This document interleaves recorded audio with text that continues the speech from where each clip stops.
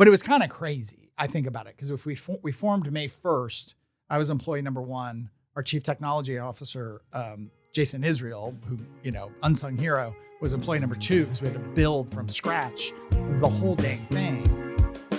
And we launched in September of 2018. Welcome to the Talk Chamber, a production of the Greater Memphis Chamber. The Talk Chamber is the podcast for the latest on the Chamber, economic development, and all things Memphis. This mic is powered by OrthoSouth, world-class orthopedic care across the Mid-South. Today's episode features Eric Barnes, the CEO of the Daily Memphian. Thank you so much for coming on. Yeah, happy to be here. Thanks for inviting me. So to start us off, I just want to talk a little bit about just how do you give us a background about yourself, how you ended up in journalism. Sure. Yeah. So I went to college, was an English major, really only ever wanted to write books. Got out of college with an English degree and a lot of student loan debt, and had to get a job. And the only appreciable skill I had was I can write. And I had done an internship, to be fair, at a little paper called the Old Saybrook Pictorial Gazette in small town Connecticut. And I went back there and just kind of volunteered my time and wrote articles. And then a reporter left and I got a job. And then I just kind of stayed in publishing, mostly local, but not, of some sort. And was a reporter in Old Saybrook covering like board of selectmen and, new businesses opening and the city budget or the town budget. And at the time, we were a newsroom of 4 or 5 people covering little towns in Connecticut. And I could go to a board of selectmen meeting and there'd be 2 other reporters there, sometimes 3 from all over Connecticut. Like it's just a whole different time in local news. So I did that. I went back to grad school in New York, got an MFA. I've written novels and short stories. It's not a great way to make a living, but I've been able to do that. And then just stayed in publishing in all these different ways and moved to Memphis about 30 years ago and have been in some form of local publishing, local news since then. The Daily News for 20-something years and Daily Memphian for now. For me, it's been 9 years. And for Andy Cates, the board chair and co-founder, it's been 9 years. It's 8 years since we were founded. That's awesome. So great segue into my next topic, the Daily Memphian. Yeah. So could you take us back and kind of tell us what was the spark that started the Daily Memphian? How did it come about? It started, so I was running the old Daily News, which still exists, but it's much smaller than it was. And we had a newsroom of 4 or 5, Bill Dries, some people who'd been at the CA, people from other places. We had a big freelance budget, but we covered business politics. We weren't trying to really compete with the CA. We're just kind of covering our niche. And that started in 2002 when I was hired by the family that then owned and had owned forever the Daily News, Peter Scott and his family. And then, local news started to collapse nationally. All the local metro papers like the Commercial Appeal, and I don't want to pick on the Commercial Appeal. There's a bunch of really great people there. They did not cause what happened, right? Right. The business changed. It was a bunch of choices that newspapers made. Then also the internet changed everything. And, I tell people, especially people your age or younger or even older, when I was your age, the newspaper was like the internet. It was where you went for everything. Local news, where to go to a movie, where to get a job, how to buy a car, how to buy a house, how to rent a house. Everything was in your local paper. Who was getting married, who was doing what. It was it's everything. Everything. And that changed, and newspapers like to blame the internet. And it happened, but they also shot themselves in the foot in a lot of ways, made a lot of dumb decisions because newspapers, it's hard to remember, were incredibly profitable. Some of the biggest foundations in the country building. Newspaper families made millions and billions of dollars. And they couldn't believe it was happening. They would say it was a fad and so on. And one of the major things they did, and this does get back to how we started, is they decided to give away all their news. They made all the news free in all the local papers and a lot of national publications. The exceptions were Wall Street Journal, Financial Times, which never really saw the cuts that other papers did. And people forget now, in the New York Times, whatever you think about it, it is one of the biggest, most successful national, international news sites, newspapers in the world, let alone the country. And they were in a downward spiral. And then they figured out we have to start charging for our content. We have to get serious about subscriptions. And it completely turned their business around. So as we watched the Commercial Appeal, and again, not picking on them because they've got great folks, Mark Russell, It's not about them. It's just about business decisions that were made elsewhere. Commercial Appeal was sold again, parts of chains, and it went from something like 250 people around the year 2000 to when Gannett bought them, they were at about 60. And when after a year Gannett owned the local paper, they cut a third of the staff, went from 60 to 40. And that's when Andy Cates his family's been incredibly philanthropic in the city, his dad George, Bina, his brother Staley. And he called me, and we'd been friends and neighbors. And he called me and said, "Hey, because I'm running the Daily News." And we talked a lot about local news over the years, but it was more like kind of talking at a party or talking when we were neighbors in the street. Then it really clicked for me that he really had this love and respect, and understood the importance of local news as a kind of civic endeavor and tying the community together. And we had he said, "Let's have lunch," and so we had lunch. And that's when I realized he was really serious about this as a problem. But he said, but maybe this new ownership, it'll be okay. And I said, well, that's not what they're doing nationally.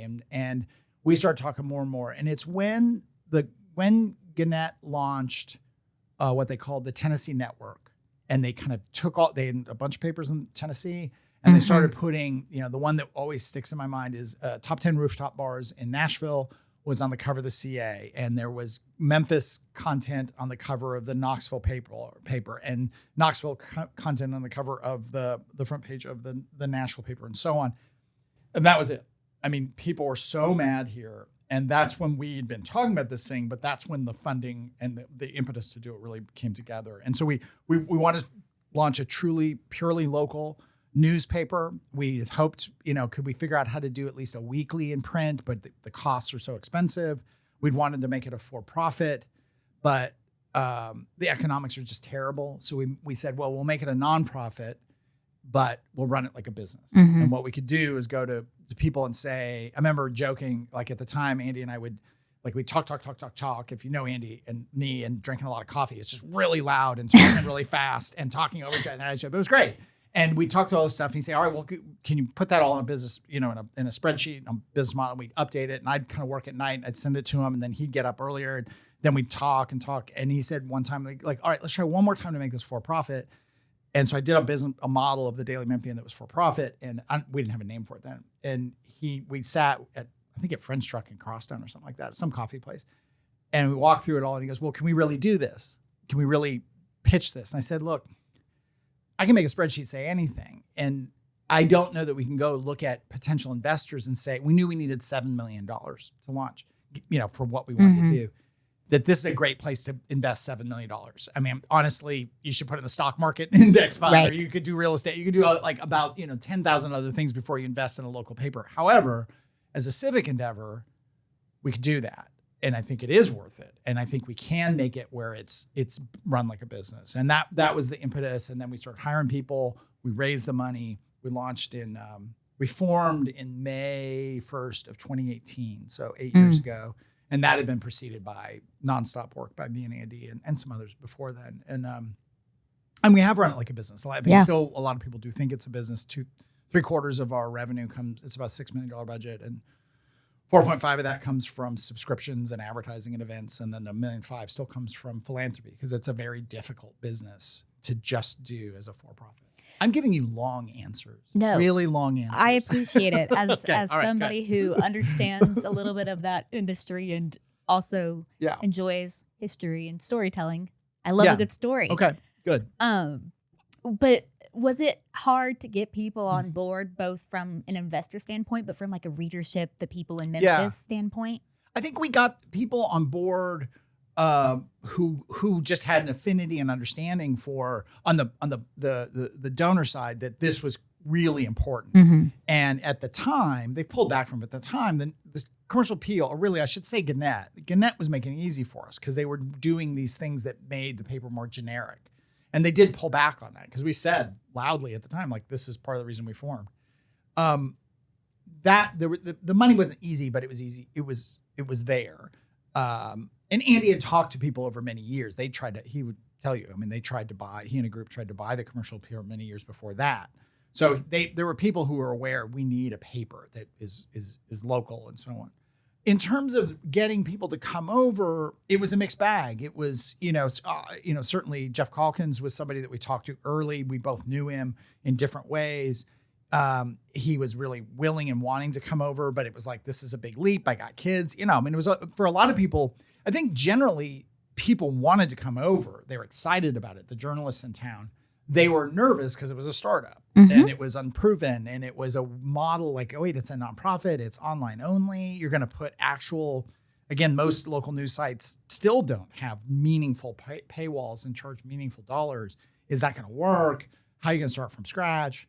So there was a lot of meeting and talking to people. And once we sort of there became a snowball effect. I mean, certainly Jeff being a big one, that once word got out that Jeff was very much interested, other people, Jennifer Biggs, who is food writer, amazing food writer, who passed away a few years ago. She was really big. Chris Harrington was big. A lot of unsung people. I mean, Clay Bailey, who covered the suburbs forever, folks from the Daily News. I mean, as more people like James Overstreet. So, and when they were coming over, it was like, all right, this is gonna be okay. We're all kind of jumping together.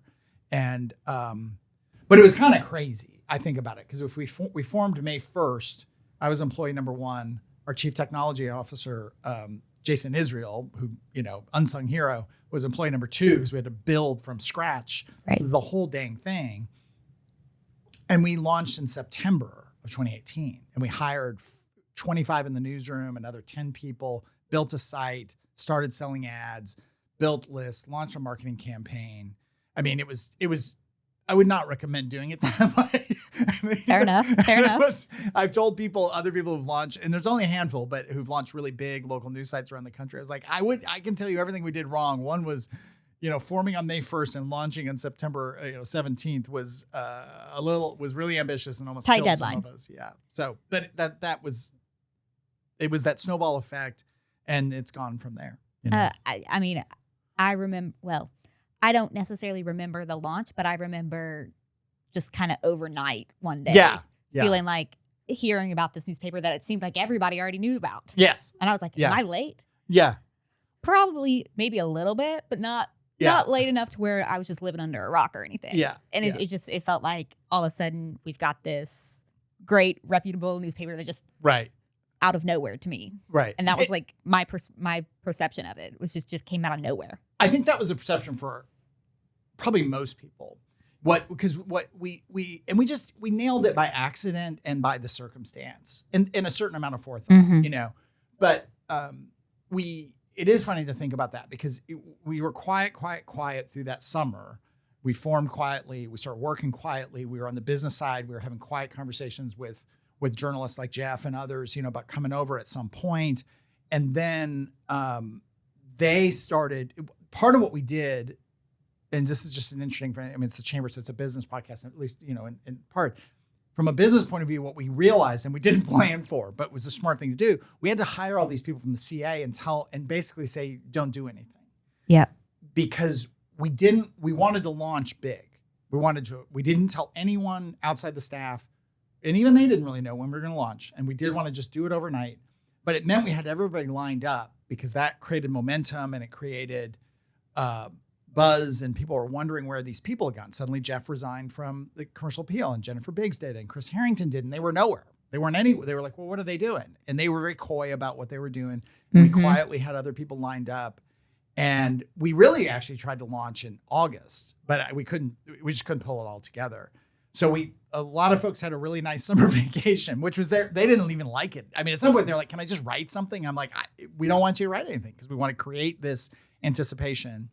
And then we launched the marketing campaign that Dan Conaway did for us, a long time ad guy, later a columnist for us and all that stuff. But really a brilliant marketing campaign that Dan and with some of his folks put together. And that was Come Home, and it was dailymemphian.com. And we had a website up about a month before launch that just said, come home, dailymemphian.com, sign up for more information. And there was a email form. And we gathered all these emails of people like, whoa, what's going on here? And I think we had a Facebook page and stuff like that. But I mean, it was just like going so fast. And people, the buzz was kind of going because we had these buses and these billboards and, then the buzz of people, where's everybody going? I actually met my girlfriend around that, my now girlfriend, live-in partner, I remember like our second date, she goes, wait, you're in news. I keep hearing all this stuff about people in a new news site. And it was like our second date. And I'm like, You're like, yeah. yeah. I mean, I've heard the things. Anyway, you want another glass of wine? Like I could, because I really couldn't talk to her about it. So that was, we really did it right. And I would love to say it was just this brilliant plan, but it was kind of all this stuff coming together really perfectly, luck and happenstance and a bit of a plan that created that sense of, oh my God, there's a paper here and it has 20 stories on it today and they're doing the same thing tomorrow, Yep. And it almost killed some of us. I mean, I think of James Overstreet, our managing editor, and just like, it was just crazy. And Jason, the CTO, the site behind the scenes was like, bailing wire and like, oh my God. And we're like bug testing it in real time and getting things out. And, but it was the right way to launch. And it created that excitement for people. I feel like we've touched on this a little bit, but why does independent journalism specifically matter for Memphis and for the industry in general, really? Well, I don't think that it's impossible to do a chain of news sites that are successful. Right. That is not our plan. Like we get people ask us, are you going to expand? I'm like, no, we'll give you our business plan. We'll tell you everything we did right, everything we did wrong. You can have our financials. We'll give you anything. It's not one of the nice things about being a nonprofit. It's kind of pretty public. Right. And it's just the industry. It's like, we're not doing this to get rich. We're doing it to do a public good. So if people from other cities or somewhere else come and say, how'd you do this? We tell them everything, good and bad.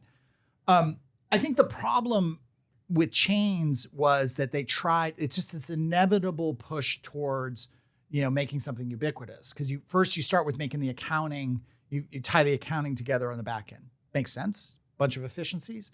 Then you tie customer service together. Makes sense, except then when you have a problem with your delivery or you have a problem with your app and you're calling and you're getting somebody who's in Green Bay who doesn't know who the Memphis Tigers are and thinks you're talking about the LSU Tigers or something. Like the more you centralize stuff like that, you run the risk of losing the kind of unique connection that people have, that they want to have with their local news. And so I think that's why, and also then once you get bigger, you have a different kind of financial pressure potentially that can make some places suddenly go, well, do we really want to do that? Is that really in our, what we want from a business point of view? We've got the stock market or investors who want us to do this, not this. And I want to make sure I'm not saying that's Gannett, because that's not code for Gannett. That's just, I've seen that happen with other chains and organizations, and just that pressure of being big, the pressure of the centralization, having digital desks that produce the sites that are in other cities, all that stuff, it creates financial efficiencies and profitability. And I'm a capitalist, so that's important. But it also takes away from your connection. I will say, like, one thing we did, and I hate to give him credit, that's a joke, but I do, is Andy's idea. We knew we had to have customer service for people downloading the app and signing in, and like they would have technical problems and maybe they need to pay over the phone because they couldn't figure it out. And we were talking about outsourced customer service and all this stuff. And Andy finally goes, why don't we just hire 2 temps and get phones and computers and put them down the hall? And let's just see if anyone actually calls. And maybe we don't need, what's going on. Well, people did call.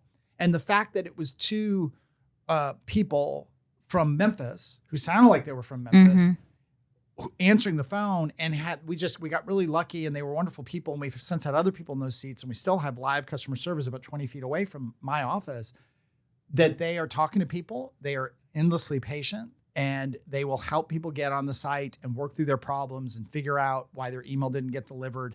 And that's then real-time feedback to the CEO, who can go, what is going on down there? Why is the phone ringing so much in customer service? And just for the editorial team and the sales team and the everybody team, those kinds of things to be independent, circling back to your question, it extends. Customer service is a good business example, but it also, it applies to the digital producers who put up the site, the photographers, the reporters, the editors. They're in Memphis and they're here and they're really part of the community. And that can get a little bit lost in a bigger chain. Yeah. And I think one thing that's important too is how much the news industry has changed over the past 20 something years. Yeah. Particularly when it comes to creating content and in all forms. Yeah. And I think, here you get that personalized authenticity, which especially nowadays we're hearing is what users want, what people want is they want that authenticity. And so when that is, streamlined through the whole business, it does make a difference. But which I guess leads me to my next question. Yeah. What's it like to run what was started as a traditional news outlet, and now you've turned this into there's multimedia options for it. Talk about that. I think we're in the middle of a big launch of a lot of video, right? We've had 4 or 5 podcasts. We've had as many as 8 podcasts, but we have like 4 or 5 core podcasts now, and they are all now video. And we're going to launch one more here in the next month or two. And that's to get on YouTube, where so many people get their news, national, local, international. And that's to be we're on Instagram, but we'll even have more of a video presence, and we'll get back. We'll be on TikTok with videos and clips and stuff, because that's where audience is. And we had podcasts from the beginning. And we try to be, we're digital only, digital first. And we try to have, a fair amount of interactive graphics and maps and so on.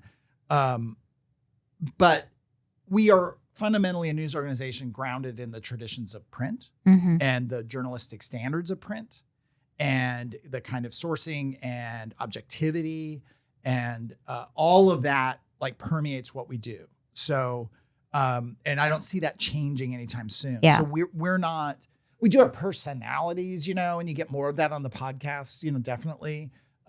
You get, our food writer is both a reporter, but also a bit of a personality. Jennifer Chandler is one of our food writers. Sophia Soretta is our lead food writer. Yeah. All that. So the sports people, but you also have very objective reporting straight down the middle from Andy Ashby in business, or Brandon, or, Sam Hardiman, or Bill Dries, or whatever. That is the foundation of what we do. We're nonpartisan, where there's no platonic ideal of objectivity on any story, but we aim for that. And, sometimes I get, angry friends or whatever. So, people commenters. Or commenters, but the ones that text me, or I see them in the, grocery store or a restaurant or something, who are like, that whole story was way too liberal. And then I'm like, well, this other person thought it was way too conservative. That doesn't mean we're always right. But we do stand in the crosshairs of that. And that's a big thing that's changed so much, I think, in the last 20 years is starting, especially with cable news. The big cable news stations are all built around an opinion and having an opinion. So every story that happens is imbued with a point of view or ends with a point of view. And people kind of like that. I'm guilty of liking that sometimes. I want confirmation of my opinion. So I'll go to a podcast or something that confirms my opinions. We are much more focused on here's what the city council did. Here's what the mayor did. Here's what FedEx did. Here's maybe what people who aren't just random thought about what they did. And when you don't conclude the story with, and that was stupid or that was great, the people on the other side of the issue often are like, well, then you don't agree with me. And it's like, well, no, it's irrelevant if I agree with you. I mean, that's the truth of Behind the Headlines, the show I've done on KNO for now 16 plus years. I get people from all political stripes, strangers, who come up to me and say, I love your show. And that makes me feel really good. I get people who don't like the show too, but we try to be very objective on that show and let people speak, give them 26 minutes, express. We have Mayor Harris coming up next week, or we just taped it yesterday, I think. He says all these things. It's not my place to argue with him like they do on cable TV news and debate Mayor Harris, but I do kind of question him and make him go into it and go a little bit farther. And why is he doing that? And then people need to be able to draw their own conclusions or do more research. And people get mad at me when I don't yell at someone on that show. Or this is not Mayor Harris, but we've had other people on where they're like, that person sounded like an idiot. And why would you let them talk like that? And I said, well, they're an elected official, right? Yeah. And I said, well, shouldn't we hear what our elected officials have to say? And shouldn't we just let them speak sometimes?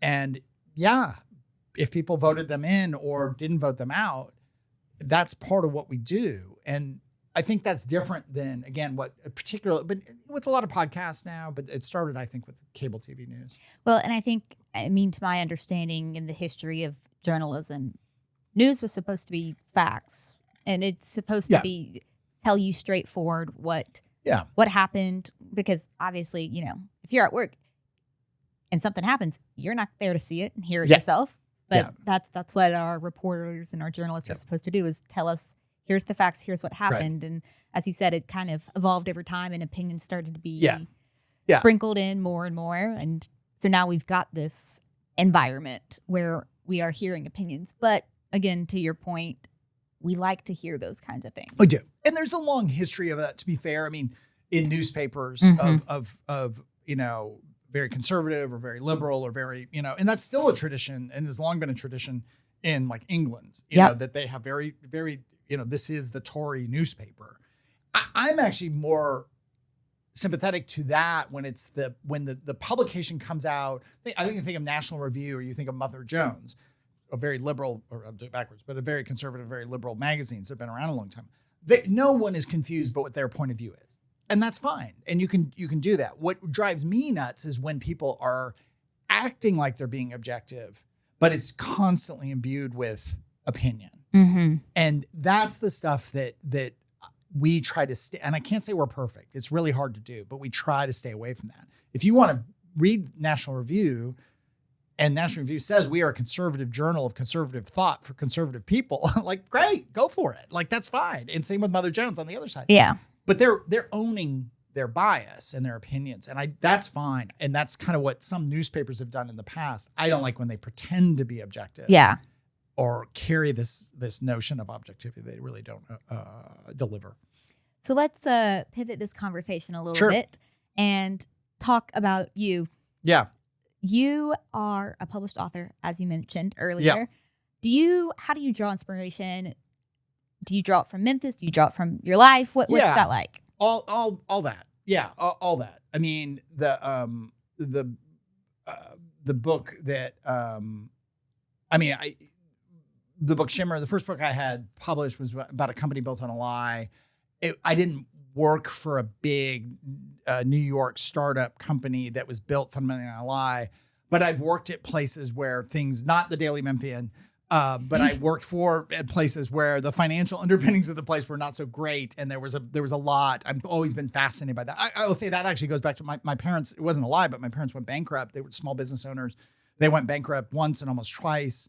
Also were very successful. They were just like classic entrepreneurs, and that entrepreneurial kind of thing that people, you're just kind of, you put your mortgage on the desk and say, hey, here's the keys to my house, but I'm going to make it. Like, I'm going to make one more payroll. I'm going to make one more thing. So Shimmer was like inspired by all that. People I'd worked for, my parents in some ways, and then it just takes on its own life of its own. And other books, there's 4 novels. The probably best or the one that's done the best is The City Where We Once Lived. And it's funny where, it's about a city that's been abandoned and the people who choose to live there as the world around the city just goes on. And people will say, oh, I remember one time somebody said that has to be about Orlando. I was like, if Orlando, and I was like, no, it's actually not or people say it's about Memphis. And I'm like, it's actually about any city. They could have been New York in the 70s or Detroit in the 90s, 2000s when they went bankrupt, or New Orleans after Katrina, or any city all cities in America have had some really rough times. And see, I'm always fascinated by that stuff. And then there's just people in it that remind me of people I know. And so yeah, it's not a way to make a living, but it's what I still write. I've written less in the last 8 years than I would have liked, but I have an agent who's shopping a book around, and I'm perpetually a few months from finishing another book. And that's awesome. Yeah. And so when it comes to leadership and running a newspaper and being the CEO. Yeah. How do you balance that and, Being an author and behind the headlines and just all of the things? I've had 8 espressos today. I was coming down here to do this, and I was like, you know what I need? I need another double espresso. I wish I were lying. A lot of espresso, I really enjoy the work. I also, in that mix, I mean, I own the old Daily News that people are familiar with, and it's a chain of community papers around. And we had partners, I mentioned the Scott family and so on, but now in COVID bought all that out. It's a little too much. I don't recommend it. And it's part of why, I mean, it's not a secret at all. We're very much looking for a new CEO so that I can go into a more editor at large role that's a little less stressful. That's partly because of, it's been startup mode for 9 years. It's been a lot. A lot of people work really hard. So I don't want to say like I'm special that way. We need I want us to have new ideas and new, just like different perspectives. And I want to stay attached to the Daily Memphian, but at a better pace. I mean, it's time for me to do that. And I want to, do some of these other things. And it's a lot to do that for 8 years. Yeah, I can imagine. Yeah. So it's still, some people are like, oh gosh, they act like I'm retiring. I'm like, no, I mean, it's still a full-time job. I'm still going to host the show. I'm still going to host the Sidebar podcast where I'm still going to be very involved in all kinds of things. I'll still own the other community papers and I'll be writing books and, racing cars and doing all the other weird stuff I do. So, but I'm going to bring it down from 11, to like maybe an 8. Yeah, you know what? That's a good goal. From 11 to 8. It's a good goal. I do have one question for you before we wrap up. We are almost out of time. Sure. And you said that you've been in Memphis for 30-ish years. 30. I think it's 31 this summer. Okay. I'm pretty sure it's 31 this summer. Why did you choose to stay in Memphis, work in Memphis? Yeah. So I'm from the Northwest. I grew up in Tacoma, Washington, south of Seattle. Lived in Alaska a bit, and then very much in Tacoma, and then went to school in Connecticut because I wanted to get out of the Northwest. It's funny because when I graduated from college, that was the it city, was to go to Seattle. Yep. And now Tacoma, which was not the it city at the time, was just a big blue collar port city. Now it has good wine and good coffee, and it's beautiful and all that kind of stuff. It's funny how things change.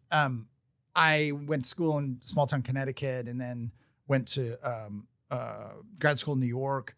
Met a woman who is from Blair Taylor, who's actually on the board and runs Memphis Tomorrow, is a wonderful person. And we lived in New York, got married, loved New York. I think she'd say a similar thing. It was like this arc of like, it was big, it was scary. And New York then was scary.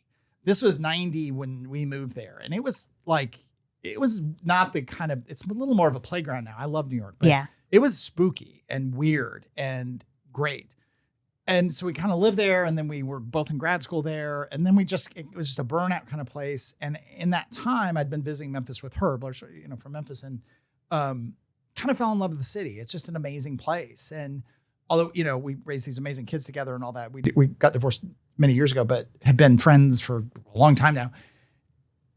I love this city. I can't imagine living anywhere else. I mean, I like to visit other places. I love to, I live in Crosstown, so it's a really easy place where you can just kind of lock the door and leave. But I don't know where else I'd live. I mean, I really have, this city's been really great to me. The work I've done has been very tied to Memphis. I wouldn't want to just go, let's go start the Des Moines Memphian, or whatever that would, Des Moinesian or whatever. Like, I don't know anything about Des Moines. I don't want to go do that. Back to what you like, why independent media and local media is so important. The Des Moines newspaper should be run by somebody who knows, loves, and wants Des Moines to be the best city it can possibly be. And so I think, I mean, and if I ever moved, I've said, somebody was kind of pressing me on this week, if you ever moved, I was like, well, if I move, I'm not moving to Charlotte. Like, I'm not moving to Nashville. I'm not moving. Like, if I ever moved, it would be because I want to go live in Paris for a couple of years, or I want to go live in Rome or something. But I think even if I did that, I think I would return to Memphis. I mean, it's just become my adopted home. So I love it. Thanks for coming on. Yeah. Thank you for having me. Thanks so much. Thank you so much for listening to this episode of The Talk Chamber. We are so glad you're here.